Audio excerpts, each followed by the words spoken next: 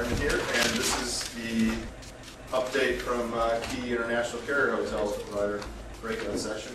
And we have a great group assembled here from representing a pretty wide swath of the carrier hotel world.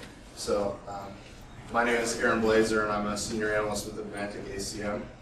And I'm going to get started just with a couple quick overview slides from some of the research that we do that really gives some good drivers for the demand that these guys are seeing for the space and the services that they're selling.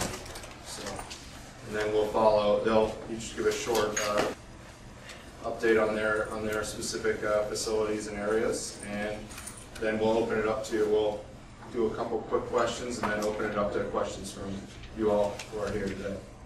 So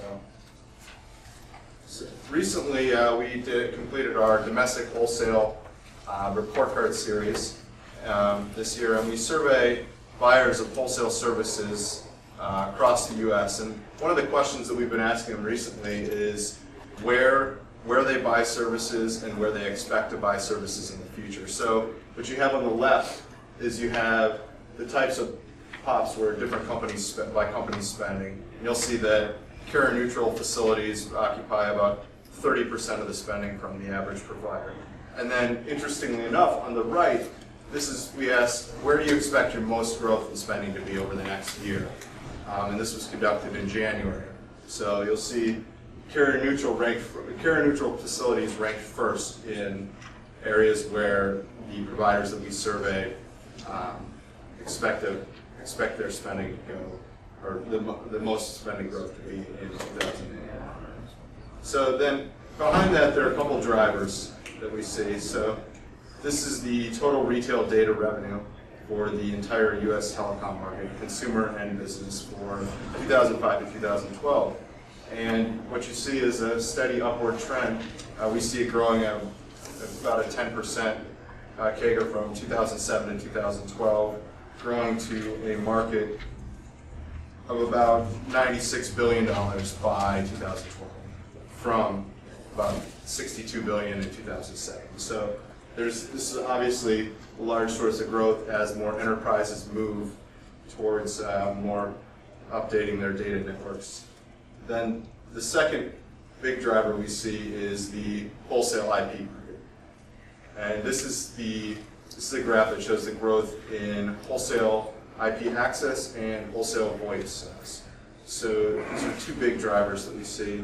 In this market, we expect to grow by about 11%, from 11% composite annual from 2007 to 2012, growing to $4.8 billion in 2012.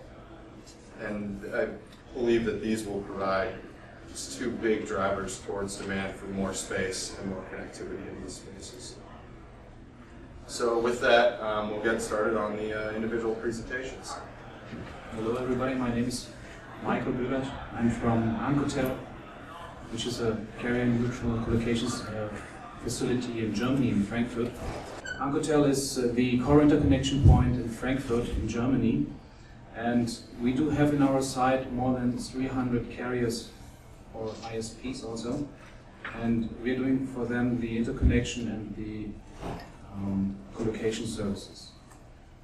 These interconnections we are doing in the so-called meet-me rooms. I think everybody of you knows what is a meet-me room. We have passive, active meet-me rooms, and of course, as I said, we are carrier-neutral. In the headquarters in Germany, there are 70 employees, and we have subsidiaries in Frankfurt, in London, and in Hong Kong. As you can see, starting in 2002, 2003, we have since then a steady growth in our customer trend, in our customer base. Around 50 to 60 carriers per year, you can see, are coming into our facility, and we are doing the interconnection for them. On the basis of interconnections, you can see here, we have a steady growth also of this, and currently we have more than 20,000 interconnections done in our facility, and that means we have very big meet-me rooms. For example, the virtual meet-me room is a conglomerate of more than 14 big network nodes, and those network nodes are doing the interconnection. I will explain this later on. If you see the products of Ancotel, of course, colocation still is a very good business for us, and it's taking about 53%. We have then the active virtual meet me room services, which are managed service, and they have grown from 0 in 2004 up now to 42%, which our customers are using these services. And there is also kind of overlapping in this area. 20% are using both services. If you look to Europe, because Europe is our main area of activity, you can see everything which is orange. Orange is our color, so we colored everything orange, where you have coverage in our facility. And we have been asked to prepare some update. So the coverage is Central and Eastern Europe, mainly. Of course, we have some carriers from the States and from Canada, also some Asian carriers, but the main focus is on Central and Eastern Europe. Our existing space is at a high occupancy level. That means we are building only space for based on our customer growth.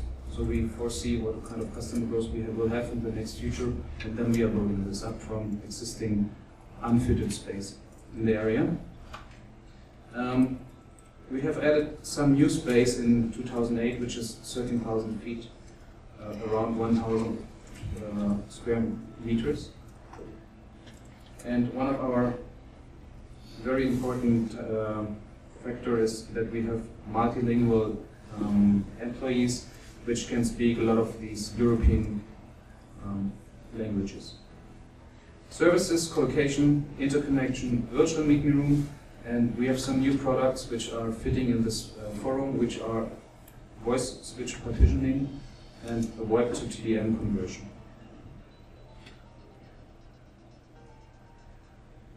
Looking in our active services, which are the most growing services in our facilities, you can see a so-called cloud of virtual services.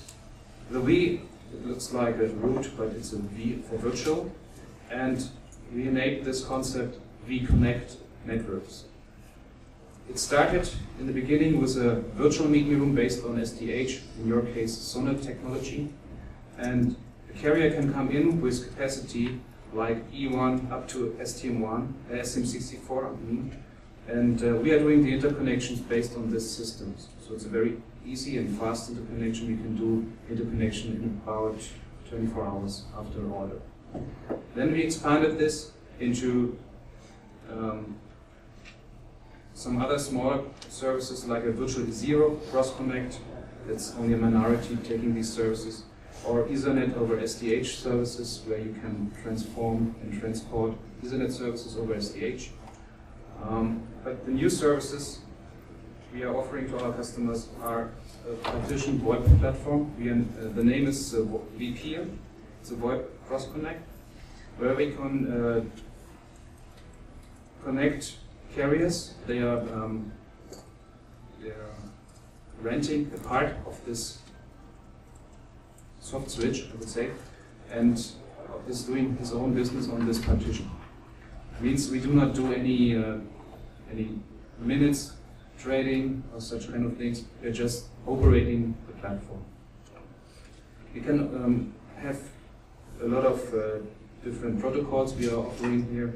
It's a SIP protocol, H323 protocol. You can do SIP to SIP or H323 to H323 or vice versa, transcoding everything as possible what is needed in such kind of environment.